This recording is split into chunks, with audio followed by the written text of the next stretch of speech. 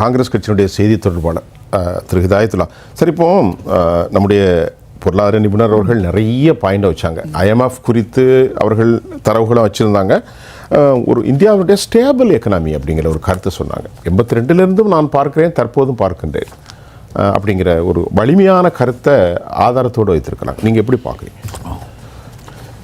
Stable economy அப்படின்னு சொன்னால் அது மிக அதிகமாக இன்னும் அதிகமாக வளர்ந்துருக்கணும். இப்போ உதாரணமாக காங்கிரஸ் ஆட்சி காலத்தில் இந்தியா சீனா இந்த ரெண்டை மட்டும் ஒப்பிடுவோம். இணையான பொருளாதார வலிமையில் இந்தியாவும் இருந்துச்சு. 90களில் 2000 வரை அந்த நிலைமை இருந்துச்சு. 2011 வரையும் ஓரளவுக்கு சரிசமமாக இல்லைனாலும் முன்ன பின்ன இருந்துச்சு. இன்னைக்கு நிலைமை இந்த 11 வருஷத்தில் உள்ள நிலைமை என்னன்னு சொன்னால், சீனா 19 ட்ரில்லியனுக்கு போயிருச்சு. நாம் இன்னும் 4 ட்ரில்லியனில் தான் இருக்கோம். இந்த 10 வருஷத்தில் நம்முடைய வளர்ச்சியில் மிகப்பெரிய தொய்வு. முன்னேறி இருக்கிறதுல தவறு இல்லை. ஏன்னா முன்னேறது மக்கள் தான் காரணம், அரசு ஒரு வகையில் காரணம். அரசு முழு வகையில் காரணமாக இருக்குதுன்னா அது டாக்டர் மன்மோகன் சிங் ஆட்சி. எக்ஸ்போர்ட் கூடி இருக்கும். இப்போ அவர் சொன்னார், எந்த எக்ஸ்போர்ட் கூடி இருக்கு? Service sector. சர்வீஸ் செக்டாரு அரசு வளர்க்குற பிள்ளை இல்லை, அது மக்களால் உருவாக்கப்பட்டது சர்வீஸ். ஒட்டுமொத்தமாக பொதுவான எக்ஸ்போர்ட்டு குறைஞ்சிருக்கு. நீங்களே சொன்ன மாதிரி இன்றைக்கு 92 ரூபாய்க்கு மேலே ஒரு டாலருக்கு இணையான இந்தியா ரூபாய் வீழ்ச்சி அடைஞ்சிருக்கு. எவ்வளோ இருந்திருக்கணும்?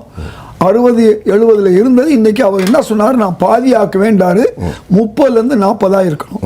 நம்ம நேரம் மக்களுக்கு தெரிகிற மாதிரி ஒரு விஷயத்துக்கு போவோம். 425 ரூபா வித்த கேஸ் விலை இன்னைக்கு எவ்வளோ சொன்னாங்க? அவங்க 200-300 ரூபாய்க்கு கொடுப்போம்னு சொன்னாங்க. இன்னைக்கு நடந்தது என்ன? 1000 ரூபா வரையும் போய் இன்னைக்கு 900 ரூபாய்க்கு வந்து சேர்ந்துருக்கு. இது 2 மடங்கு மக்களை போய் வதைச்சிருக்கு. அது கேஸ் மட்டுமல்ல, பெட்ரோல், டீசல், இதுதான் நேரடியாக மக்களை அவர்களுடைய பொது போக்குவரத்து அல்லது அவர்களுடைய அந்த சொந்த பயன்பாடு, இதன் விளைவு தான். 2வது மின்சாரம். இன்னைக்கு இந்த அளவுக்கு ஒரு முன்னேற்றம் வந்திருக்கும் போது மின்சார விலை அதிலே நின்றுக்கணும் அல்லது குறைஞ்சிருக்கணும். இன்னைக்கு மின்சாரம் 2 மடங்கு இந்த 11 வருஷத்தில் நீங்கள் கணக்கு போட்டு பார்த்தீங்கன்னா டபுள் ஆகிருக்கு. அதுக்கு யார் காரணம்? கொஞ்சம் நேரத்துக்கு முன்னே கார்பரேட்டுங்கள மக்களுக்கு விளங்கியிருக்கு. கார்பரேட்னா ஜெயா பிளஸ் டிவி மாதிரியோ அல்லது பிற கார்பரேட் அல்ல. எந்த கார்பரேட்டை சொந்த புள்ள மாதிரி, செல்ல புள்ள மாதிரி, அதுவும் குஜராத் மகாராஷ்டிரா இருக்கக்கூடிய கார்பரேட்டுகளை அதிகமாக அவங்களுக்கு வந்து வரி தள்ளுபடி கொடுத்து, அதிகமாக வந்து அவர்களுக்கு நம்முடைய கடனை கொடுத்து, அதிகமாக கடனை தள்ளுபடி கொடுத்து, அதை ஏறத்தாழ ஒரு 50க்கு மேலே உள்ள கார்பரேட்டுகளை பற்றி தான் மக்களுக்கு தெரியும்.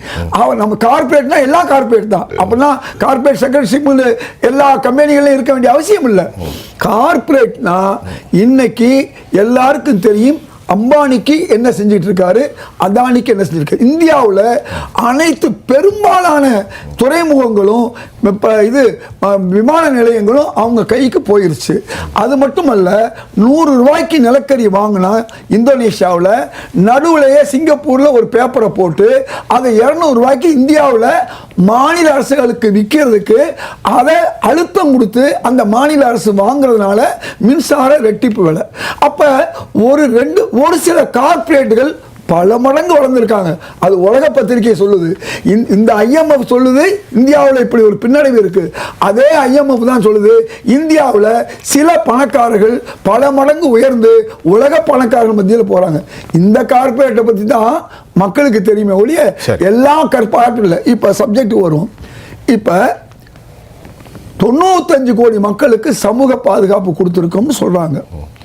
எனக்கு தெரிஞ்சு இந்தியாவில் இவங்க செஞ்ச ஒரே ஒரு விஷயம், அதுவும் மக்களுக்கு எதிராக சமூக பாதுகாப்புக்கு எதிராக எல்லா மக்களுக்கும் கிடைச்ச இடஒதுக்கீடு ஒரு குறிப்பிட்ட சாராருக்கு ஒரு 10 விழுக்காடு கொடுத்து அவர்களை மட்டும்தான் எப்படி கார்ப்பரேட்டுகள் ஒரு சில கார்ப்பரேட்டுகளை உயர்த்துகிறார்களோ அதே மாதிரி ஒரு குறிப்பிட்ட வகுப்பினர் எந்த வகுப்பினர் அதிகமாக அதிகாரத்தில் இருக்காங்களோ ஆளுநராகவோ அமைச்சராகவோ மத்திய செயலாளராக இருக்காங்களோ அவர்களுக்கு தான் எல்லாம் கிடைக்குதுன்னு நான் சொல்லலை. எதிர்க்கட்சி தலைவர் ராகுல் காந்தி சொன்னாரு, ஆதாரத்தை சொன்னாரு. 93 பதவிகள்ல செக்ரட்டரி பதவிகள்ல இன்னைக்கு இந்துக்கள் சொல்றாங்க, அதுல 90 பேர் இந்துக்களே இல்லை, 3 பேர் தான் இருக்காங்க அப்படின்னு சொன்னாரு. ஏன் அவர்கள் எல்லாம் ஒரு வகுப்பினர் தான் இதுல போறாங்க. அப்ப இந்து சொல்லக்கூடிய பெரும்பாலான இந்துக்களுக்கு இந்த முன்னேற்றம் கிடைக்கல, ஒரு குறிப்பிட்ட சிலருக்கு தான் கிடைச்சிருக்கு. பெண்களுக்கு நீங்க என்ன செஞ்சிருக்கணும்? அன்னை சோனியா காந்தி அவர்கள் கொண்டு வந்தாங்க 3ல் 1 பங்கு. இப்ப 11 வருஷம் ஆச்சு, 3 பார்லிமெண்ட் வந்துச்சு. ஏன் அவர்களுக்கு பாராளுமன்றத்தில் இத்தனை விழுக்காடு கொடுப்போம் அப்படிங்கிற இதை இல்லை. ராகுல் காந்தி அவர்கள், ராஜீவ் காந்தி அவர்கள் 33 விழுக்காடு பஞ்சாயத்து போர்டுகள் இருக்குன்னு சொன்னார்.